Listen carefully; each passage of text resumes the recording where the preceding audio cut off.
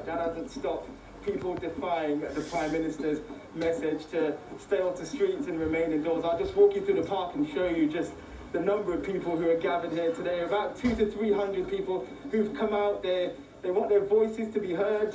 You know, obviously, this all started with the killing of George Floyd over 2 weeks ago, and what we've seen is not a moment, but a movement. People who are demanding justice for racial equality. A lot of people here are frustrated, they say, with the system, a system which isn't fair towards black people in particular. So as you can see, social distancing being observed here compared to previous protests that we've seen. I'm just going to walk this way and just try and talk to one of the most powerful voices here. She's been a part of the movement. I think so. Her name is Looks like it. For a lot of people watching this, they'll be frustrated that you guys continue to come onto the streets. The Prime Minister has issued a statement today urging protesters to stay indoors. The Mayor of London is also urging people to stay indoors because of the pandemic. Why is this so important? Because institutional racism is a pandemic. And that's the issue that I think everyone forgets about that. We're dealing with so many pandemics. Everyone forgets the real roots of evil that we're dealing with right now, and we've continued to deal with as a society and as a black person, which is institutional racism. So why is it taking the death of George Floyd 10,000 miles away? We've seen the death of Stephen Lawrence, many other deaths of black people in custody in this country. Why has George Floyd galvanized black people like you here in Britain? I think he's a catalyst, definitely, for reminding us to have a moment to think. So you combine the death of George Floyd with coronavirus and sitting in your house, having moments to grow, having moments to think, to understand yourself. When you allow all of that to happen, you start to see sense, you start to build empathy, and you start to connect to the real things that are important in life. And I think it was a perfect time for coronavirus and obviously the incident to be made aware. You put those things together and then you get committed people coming out in the rain, coming out despite another pandemic. And we can hear his name in the background, George Floyd, being chanted. Do you have any trust in Boris Johnson or the government to try and listen to your concerns and perhaps to put the wrongs that you see right? There has to be a statement. There has to be a statement of solidarity, and there hasn't come out today to obviously condemn those who are vandalizing statues. He's acknowledged that Winston Churchill is a controversial figure. I mean, that's quite an important stand, isn't it? Yeah, of course it is. And what's so upsetting is that there doesn't seem to be any alignment with our cause. So despite the fact that he seems to be very vocal about supporting Black Lives Matter, yet there hasn't been a statement in terms of solidarity. There hasn't been a statement as to what the government is going to do to fix, to rectify, to abolish institutional racism. The Met Police needs to answer, the government needs to answer. Things need to be dealt with. The McPherson report was out, the Lambert report was out. How many years later we are still dealing with this? And that's a big question, isn't it? George Floyd's death has taken this country to really look at its identity and to look at itself in the mirror. There'll be people watching this who will say, listen, you guys are obviously passionate. We can sense that passion. What is it going to take to stop gatherings like this and for you guys to be satisfied and to be happy to be a black British person here in the UK? So there's two things I want to say. The main thing that needs to be remembered, number one, institutional racism drives poverty. Poverty drives crime. Crime drives violence. Ultimately, what we do as a society is we look at the bottom. We look at the violence, we look at the crime, we don't look to the top. The top is where it is at. The top is where it is going on and what festers down this evil to the bottom. So the reality is institutional racism is the number one thing we should be focusing on. And until they address that, until they acknowledge that they are part of the problem, we cannot move forward. So the number one thing that has to happen is acknowledgement. Acknowledgement from the police, acknowledgement from the commissioner, acknowledgement from the mayor, acknowledgement from Boris Johnson. Once it is acknowledged, we can then do what we can to rectify the problem. But if you don't acknowledge the problem, how can you fix it? Thank you. And this is what, for a lot of people, this is what this movement is all about. It's offering a sense of hope, and there are people here who are hoping that that hope will eventually lead to change. Protesters here will be leaving the park and marching onto Downing Street in Trafalgar Square in the next 45 minutes or so. And to Becky Johnson. We're going to go shopping for Grandma and Granddad. Fantastic. Oh, the ginger's looking healthy. Yes. And about 4 stems come up, I think. And the orange rose as well. 4 or 5, yes, 5.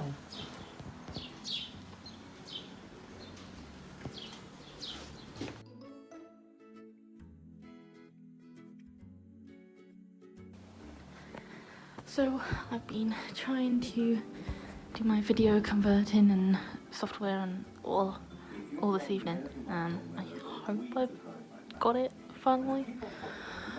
Now I have dinner and I have mac and cheese, and I also got some salmon on the side, you know, to have some, that was a chair by the way, to have some stuff, and of course I got my mango chutney, which I love. Yeah. One wonders too whether some of this tension and anger is also the steam rising out of months of lockdown. Jason Farrell, Sky News. Well, our political correspondent Tom Rayner joins me now from Westminster. So, Tom, we've heard from the Prime Minister and the Labour leader in the last hour speaking about what's happened today. So what have they said? Yeah, we've had statements posted on social media, as you say. You heard in Jason's report there, the Home Secretary used the word thuggery. That is repeated by the Prime Minister in his statement. Boris Johnson wrote that racist thuggery has no place on our streets. Anyone attacking the police will be met with the full force of the law. These marches and protests have been subverted by violence and breach current guidelines. Racism has no part in the UK, and we must work together to make that a reality. And as I say, a message also put out by the Labour leader, Keir Starmer. He doesn't accuse the protesters of being racists like the Prime Minister, but he does say any violence against our police is completely unacceptable. No ifs, no buts. Today's protests in London were led by those intent on causing violence and sowing hate for their own ends. We must not let them win. Well, the other thing that you saw in Jason's report there was that image which has been circulating widely on social media of a man apparently urinating against the memorial to PC Keith Palmer. And we have also seen a social media post from the chairman of the Defence Select Committee, Tobias Elwood, who's a Conservative MP, but also administered first aid to PC Keith Palmer when he was dying in that terrorist attack. And he wrote, "Absolute shame on this man. Of all the images to emerge over these few testing days, I find this one the most abhorrent." Tom, thank you. In Paris, police have fired tear gas as thousands of demonstrators marched to protest against police brutality and racial injustice. The protest through the French capital was led by supporters of Adam Traoré, a 24-year-old French black man who died in police custody in 2016. A report into his death last month cleared 3 French police officers of wrongdoing, triggering renewed protests over his death.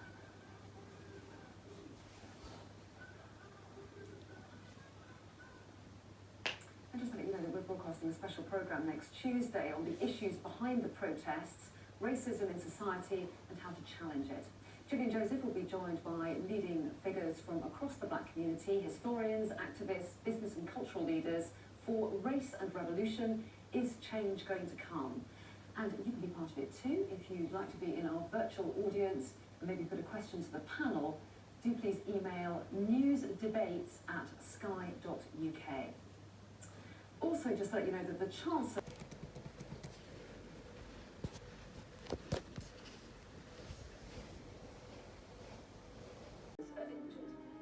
But amidst the violence, there's humanity. Bitterness set aside as an injured man is carried to safety. Also tonight, Sky News reveals the unpublished government report that found racism played a part in the high number of deaths from COVID-19 amongst black people and ethnic minorities. Fears of a second wave of new cases in China. Parts of Beijing go back into lockdown. Plus, the Queen celebrates her official birthday with a unique ceremony at Windsor Castle. And we'll take a look at tomorrow's front pages in the press preview at 10:30.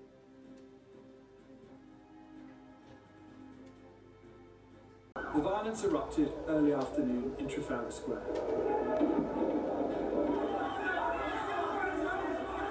And in Westminster, far-right activists had hijacked a protest to protect statues, including that of Winston Churchill.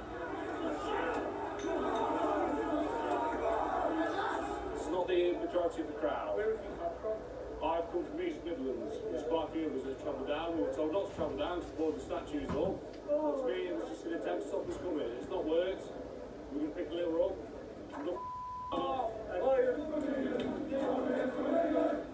The some of this lot hadn't really come to protect anything. They come for a fight. At points early on, they clashed with some of the Black Lives Matter protesters as police tried to keep the peace. At one point, both groups were in the square, Black Lives Matter at the bottom of the screen and police forming a single line of protection between the rival protesters. Missiles were thrown between the two groups before they were dispersed. Fights also broke out between rival groups and police outside London's Waterloo Station, with missiles and fireworks thrown. Some people were left needing medical attention, and in an extraordinary moment, one of the injured men was carried to safety by a rival anti-racism protester. We have seen violence in these gatherings today. That violence, the thuggery by a small minority is absolutely unacceptable. We've seen another desecration of a memorial today, the memorial of PC Keith Palmer, a man that gave his life to protect people. I just think that is utterly shameful. The Black Lives Matter group was mostly massing in Hyde Park. Some of the protesters had been just as disruptive last weekend, clashing with police and vandalising Churchill's statue. Definitely not go home. I will not be intimidated by these fascists. I will not be intimidated by government either. We are here to stand for the people. The job of the police was to keep these two movements apart. So police have created a sterile area down Whitehall. Beyond that blockade is Trafalgar Square, and that's where the Black Lives Matter group have amassed. And here is the group protecting the statues. You can see the whole of Parliament Square has been blocked off by police. They told people not to come to London. The message was stay away, and clearly some people have ignored that, but they are fairly small in number. The violence distracted from more peaceful pro-statue protesters, which included veterans such as Tyrone Archer. It's Winston Churchill, so Winston Churchill, and it doesn't. Any statue is actually important to me, whether it's Nelson Mandela or even a slave trader statue. It doesn't matter to me. It's our history. It's what it represents. We wouldn't even be here in this position right now if it wasn't for them. There were other protests around the country, including a much more sedate affair in Reading. Walking down the street and a white lady saw me and she crossed over the road and held her back. And that was quite shocking for me, especially when I had the same bag.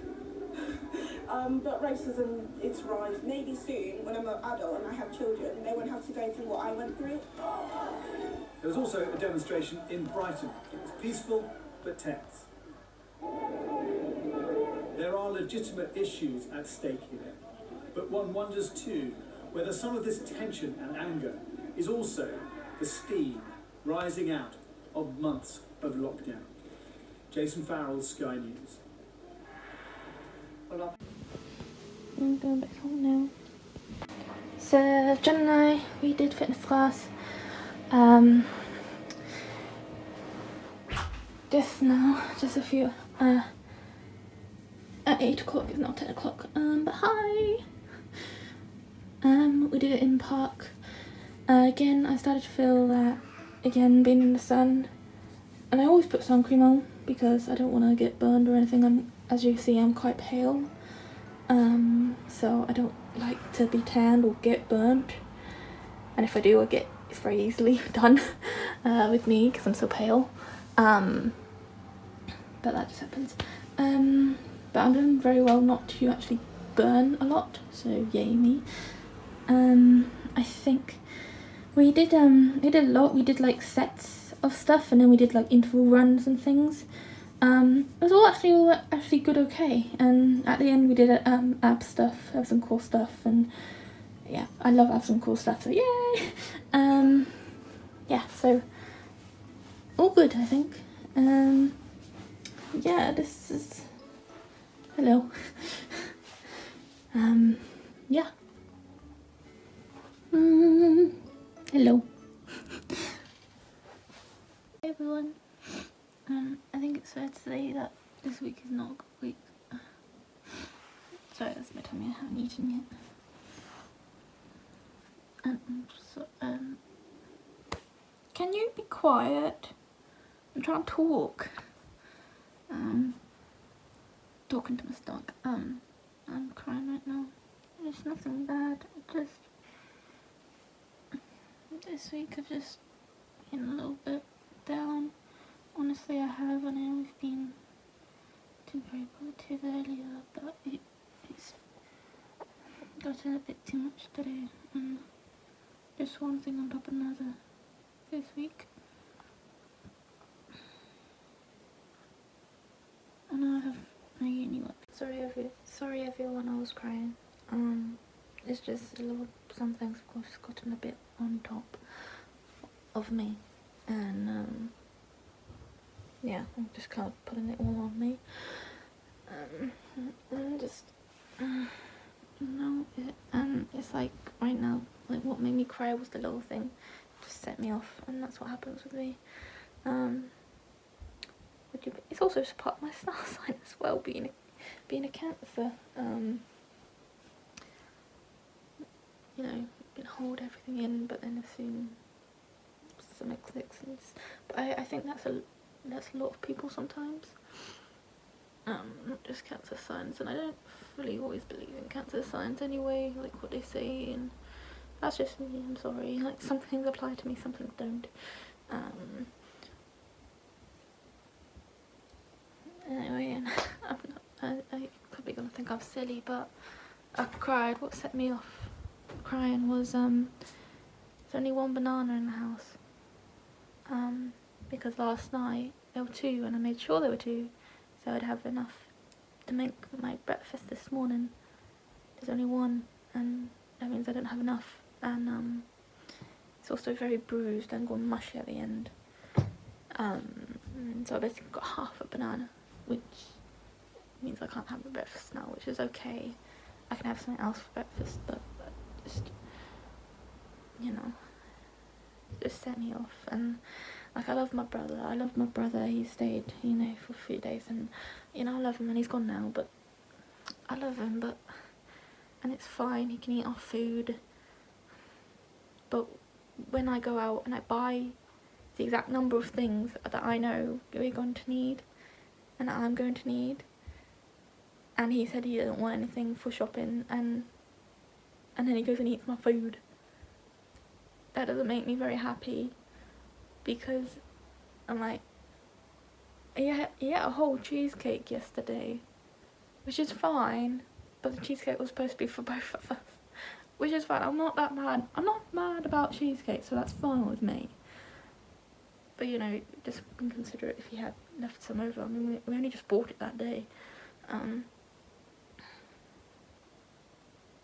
And it's fine. Just tell me if you want to eat it or if you're going to eat it. Then I can say, oh no, actually I'm saving for that. And I don't know, it's just consideration. This is why I cried. I love my brother, I really do. I'm pretty sure, and also he probably loves me because I'm his sister, but you know, at some point we really do get on each other's nerves, and things like this is what my brother does that gets on my nerves. So hello, John, you get on my nerves.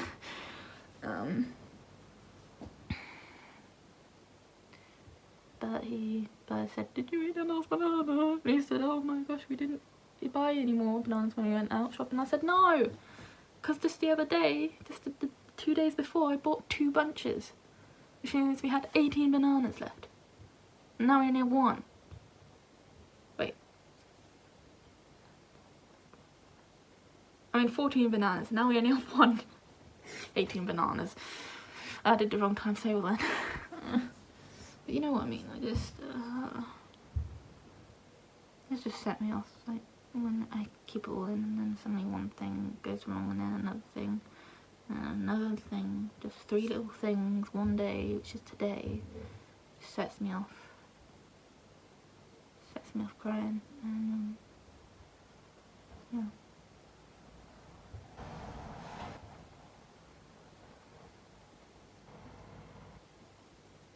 It's just I wasn't in, like, this morning fitness class,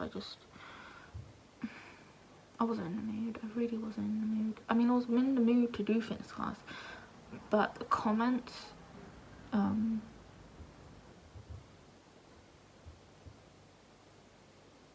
later, like doing fitness class and stuff, sometimes when the comments are said in a different way, or on a different day, or on the wrong day, like today, even if it's a joking comment, I know, it was just like, I really don't need this right now, I really don't need this today. And you know something's up when I go to, I am somewhere, like I go to fitness class or anywhere, and I'm just dead silent. Now I'm silent anyway, but if I'm usually chatty, and then I'm usually chatty when I go to fitness class, but today, I barely spoke at all. I was silent throughout the whole thing almost. And it's like that, it's kind of when you know, okay, something's up, something's not, Imogen's not happy, something's wrong.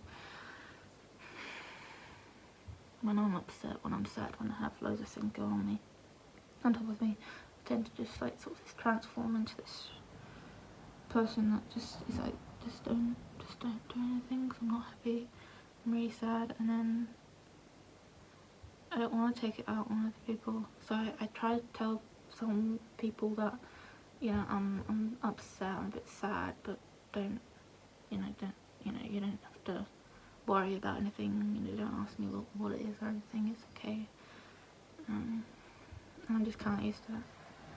I'm told that that's not a good thing, and I know it's not a good thing, and I know I should tell, but it's just, I don't know, I'm just used to being by myself, and if I'm upset, rely on myself to deal with it isn't healthy. And if any of you guys do that, I'm sorry, but you should talk to somebody, anybody. I know I'm saying that, and I don't do that, and I don't always do that. Sometimes I do, sometimes I don't. Just sometimes some people can, if you're having a really bad day, you know, some people can just like really lift you up and make you happy again. And I'm not around those people at the moment, I'm not around anybody at the moment, no one's here. You know, and that would usually be my mum, and I'll be alright. That would give me a hug, and I'll be okay.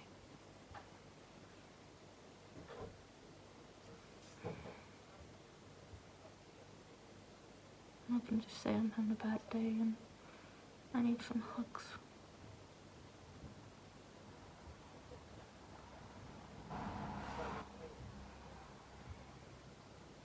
Yes, I do need some hugs. Everybody needs some hugs sometimes. And when you live with two people that aren't very huggy,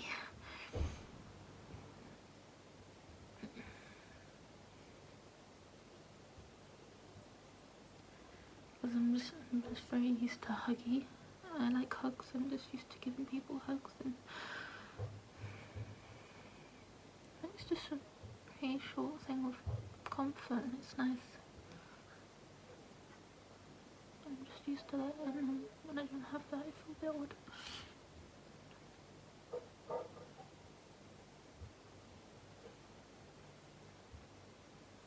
But I like hugs. Sometimes you need hugs.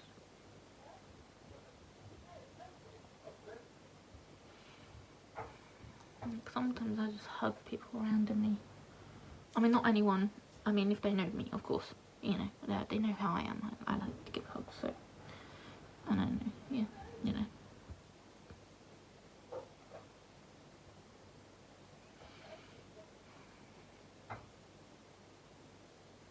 Anyway, there we go. I'll have some breakfast now. Everyone, I know for the last, past weeks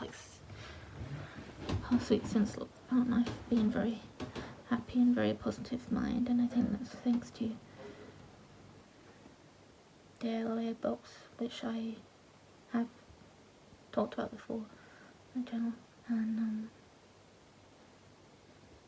this past week it's not been working. Just haven't been working, which is fine, you know, good days and bad days and stuff. But I've had a good run of being positive for a long time, so that's good. Because this week it's not happening, it's not working. It's just okay, it's fine, you know. And you know, I will be happy soon when I get some hugs when I get some hugs, I'll be alright.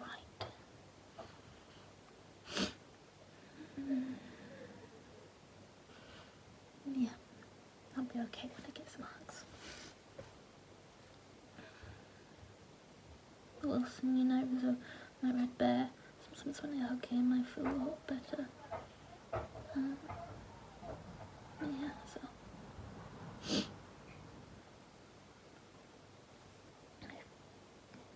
That's times when I go to bed and I just hold him for a long time because I feel like I need a hug.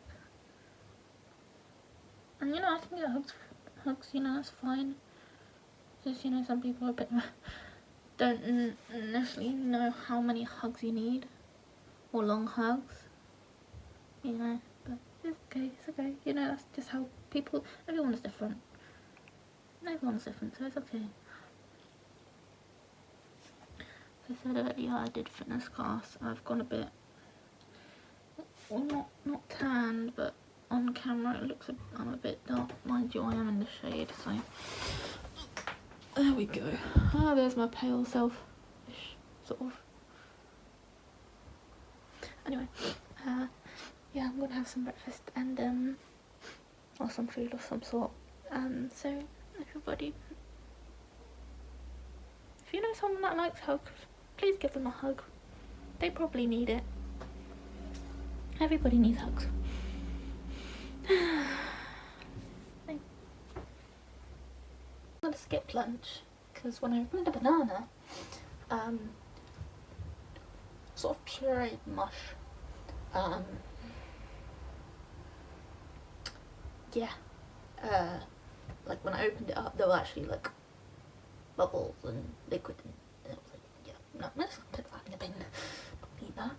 So I'm cancelling breakfast. We're going straight on to lunch, I think.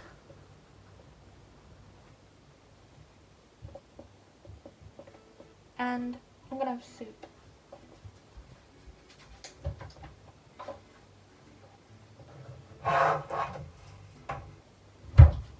That's my soup, always good bet. And this is a severely dented can. I mean, look at that. Yeah, I like some soup, please. I mean, this was in a pack of 4, so I don't know in what way they dropped it like that, because it was on the side, you know, where another can is. It's here, so I'm like, I wonder how they dropped it when it's not, you know. Anyway, I'm a bit cold actually. This tends to happen sometimes when you've done fitness and stuff, and in your body, and then you go in and you're outside in the warm, and then you're in a warm room which suddenly goes cold because of shadow, because there's no sun shining in here. Your body tends to get really cold really quickly. At least this is what happens with me. A lot. My temperature changes really quickly. Sometimes I can be boiling hot. In like hot, well, either hot or cold weather, it really doesn't matter. But in cold weather, but in sunny weather, I'm rather cold, which is kind of funny because when I was at school, whenever we did the fitness classes or anything, I just roll it. Now, believe it or not, I would wear a jumper. I'm sorry, but I would, because I was self-conscious of this region. So I just roll up my arm, and I would just go like that to cool myself down, like, oh yeah, because it was cold. And then everyone was like, why do you do that? And I'm like, because it's cold. And then they would touch my arm and they go, oh my gosh, Imogen's really cold. Oh, touch her. And so one day I just got everyone just touching my arms, and I was like, everyone alright?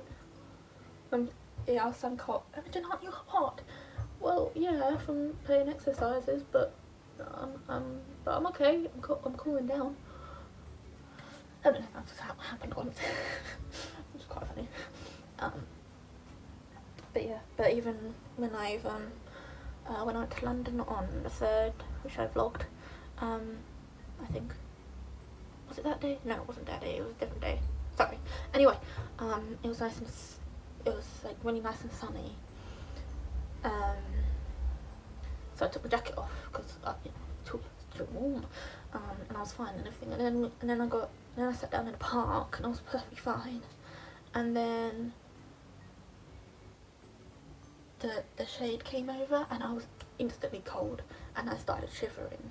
And my friend that I was with, they said, "Oh my gosh, are you alright? Because you're shivering, you're freezing." I said, No, I'm not. I'm okay."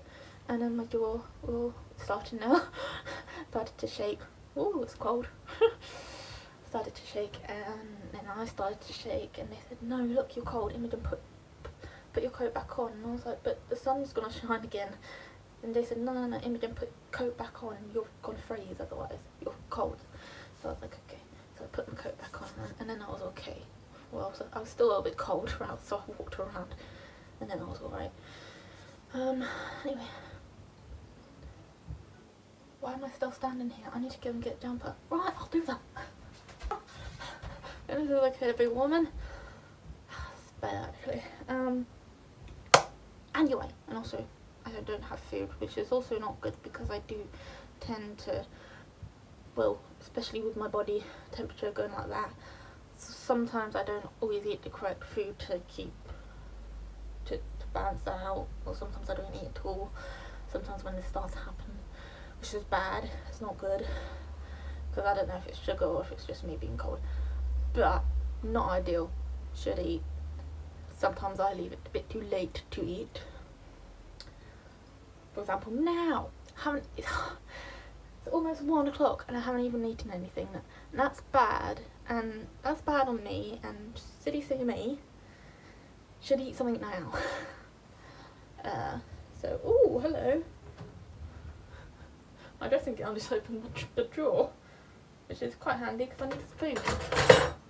This is my spoon because it's purple. I mean, we would have got a pink one if it was there, but it wasn't there, so I went to the next best thing, which is purple, which is I quite like it. It's like a lavender. It's quite nice. Lavender. Anyway, right. Okay, I'm gonna go eat. Make sure you eat, please. Please do eat something, and drink water as well, because I know in the summer, because I'm victim to this as well as my own family, we drink the water, but now we're in summer, we need to drink more water, and we tend to forget that. A lot of us tend to forget that, so we need to drink more water. Location, sweetie. Oh, who's in it?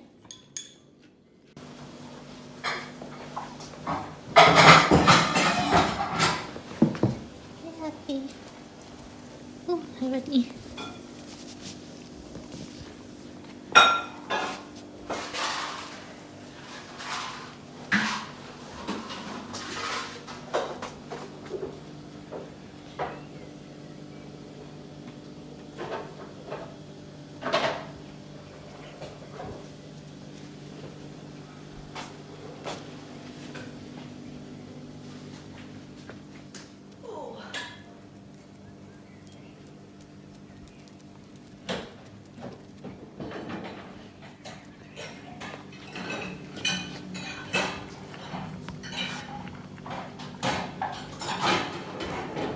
Individual, help with the paramedics to get that person to hospital, and thankfully that person's recovering in hospital today.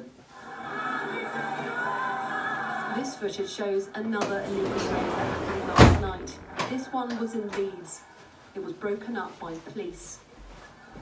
There is a risk that good weather and boredom will lead to more outdoor raves like this as clubs and pubs remain shut. But in times like these, their impact goes beyond the field they happen in. Greater Manchester MP and Labour's Deputy Leader Angela Rayner said those who attended put themselves and their loved ones at risk. Completely irresponsible. A lot of effort went into online events this weekend across Greater Manchester. Those who attended could be ashamed of themselves. My local area now has to deal with the aftermath. This was a social event with anti-social consequences. At a time when we're still trying to keep our distance, police say this was not the way to get people together. Katerina Vitozzi, Sky News in Oldham. Let's take a look now what the weather's doing. I'm so excited. My whole diet. We are watching comedians in cars getting coffee. Responding to the protests, Boris Johnson unveils a cross-government commission into racism in the UK. I'm live here in Atlanta, where another black American has been killed by a police officer. The Prime Minister says it's time to go shopping ahead of some stores reopening tomorrow.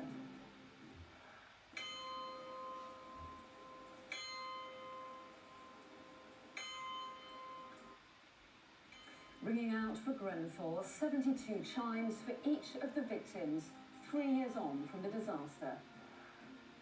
The image providing some hope after the violence of the weekend. We speak to the man at the heart of the photo.